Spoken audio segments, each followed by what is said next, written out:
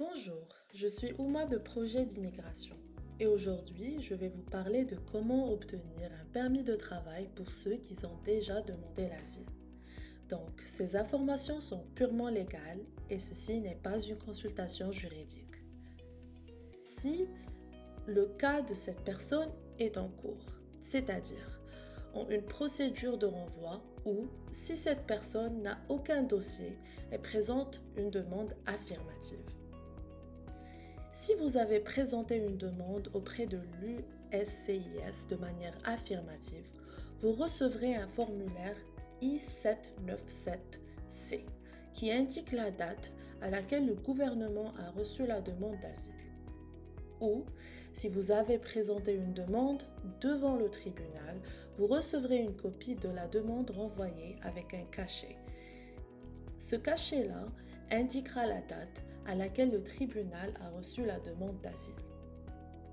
Parfois, les gens ne reçoivent pas le cachet du tribunal et il y a un processus par lequel on peut demander une lettre. Un autre document du tribunal pour obtenir cette preuve avec la date à laquelle le gouvernement a reçu la demande d'asile. Deuxième étape, il faut créer un compte sur le site de l'USCIS. Le problème, c'est qu'il est seulement possible de créer un compte en anglais. La page apparaît automatiquement en anglais, mais il y a une bonne vidéo sur le site qui explique comment une personne peut créer son compte. Si vous avez besoin d'aide pour créer le compte, parce que la page est en anglais, vous pouvez nous appeler au projet d'immigration au 309 829 8703 pour obtenir de l'aide et créer un compte USCIS. Après avoir créé le compte, je vais naviguer vers la page myaccount.uscis.gov et utiliser mon mot de passe pour accéder à la page. Puis, je vais cliquer sur mon USCIS pour pouvoir soumettre un formulaire en ligne. Cette option au centre est pour soumettre une demande en ligne. Ensuite, je vais choisir le formulaire I-765 pour autorisation de travail. Donc, vous allez voir ici qu'il y a une liste de toutes les catégories pour toutes les personnes qui sont éligibles à utiliser ce formulaire. Et ici, il est indiqué autorisation de travail basée sur une demande d'asile catégorie C8. Encore une fois, comme vous voyez ici, nous avons les catégories d'éligibilité.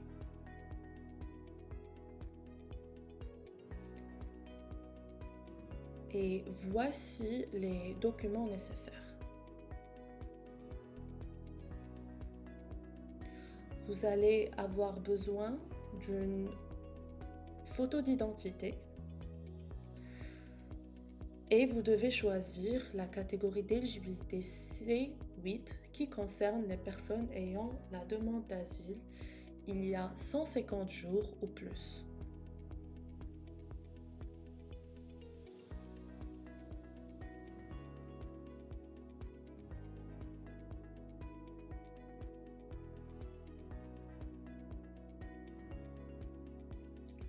Ensuite, ceci est mon premier permis, donc je ne demande pas de remplacement ou de renouvellement.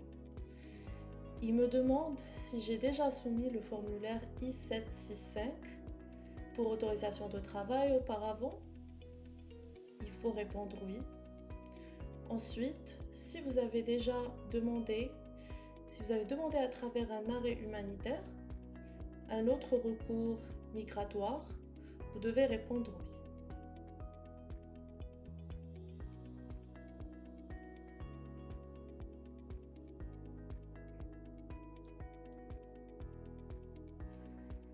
Ensuite,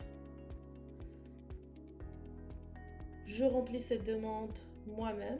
Donc, je vais dire que personne d'autre ne m'aide à remplir cette demande. je mets mon prénom, deuxième nom, puis mon nom de famille dans la troisième case. Si j'ai utilisé d'autres noms, par exemple si j'ai changé de nom quand je me suis mariée, ou par exemple si l'immigration a mal écrit mon nom à la frontière, donc c'est aussi un autre nom qui apparaît sur mes documents. Donc si par exemple vous utilisez deux noms de famille, mais que sur certains documents officiels, il n'y a qu'un seul nom de famille, alors que vous devez écrire le prénom, le deuxième nom, et puis l'autre nom de famille. C'est une bonne occasion de le faire. Ensuite, vous devez mettre votre numéro de téléphone, comme vous allez voir ici, et votre adresse email.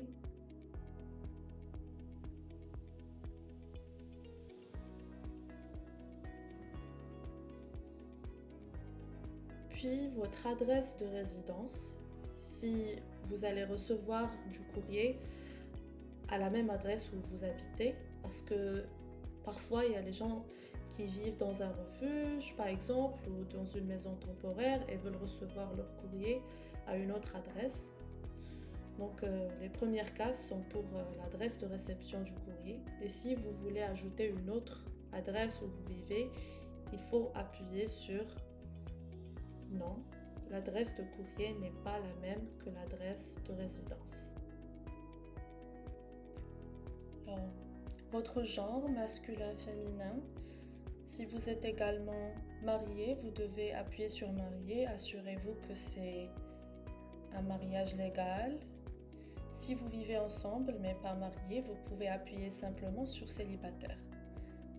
Là, vous pouvez mettre votre ville de naissance, état de naissance ou province, pays de naissance, date de naissance, pays de citoyenneté.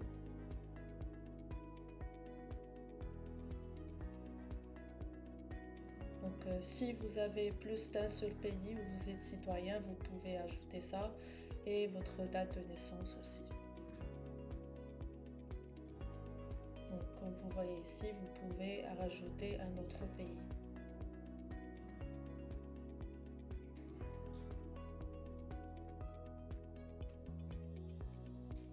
Ensuite, par rapport au formulaire I-94, vous pouvez écrire le numéro là si vous n'en avez pas, parce que vous n'êtes pas rentré avec un visa, donc vous n'avez rien à écrire. Date d'arrivée aux États-Unis aussi, comment vous êtes arrivé, est-ce que c'était par aéroport, quel aéroport, port d'entrée, et si vous avez un visa ou un statut à l'entrée. Vous allez voir ça ici, et votre numéro de passeport si vous en avez un, numéro de visa si vous en avez, date d'expiration du passeport, statut immigratoire, donc le pays, le statut.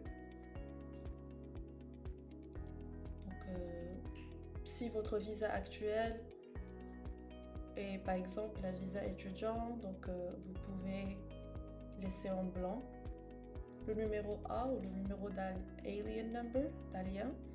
Si vous en avez eu des contacts avec l'immigration à la frontière ou à l'entrée des États-Unis, vous aurez un numéro A qui a 9 chiffres et ça commence avec un A. Et votre numéro de compte USCIS. Ensuite, beaucoup de gens n'ont pas ou ne savent pas s'ils ont une carte de sécurité sociale. Donc voulez-vous une carte de sécurité sociale? C'est quelque chose que les employeurs demanderont. Il faut répondre oui à ce consentement pour pouvoir recevoir la carte de sécurité sociale. Ensuite, vous devez mettre le nom de votre père et son nom de famille, puis le nom de votre mère et son nom de famille. Avez-vous déjà été arrêté ou condamné par un crime? Ça, c'est une question aussi qu'on pose.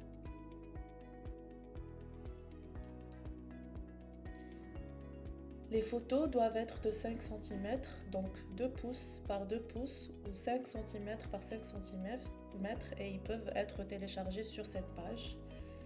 Et puis votre photo d'identité.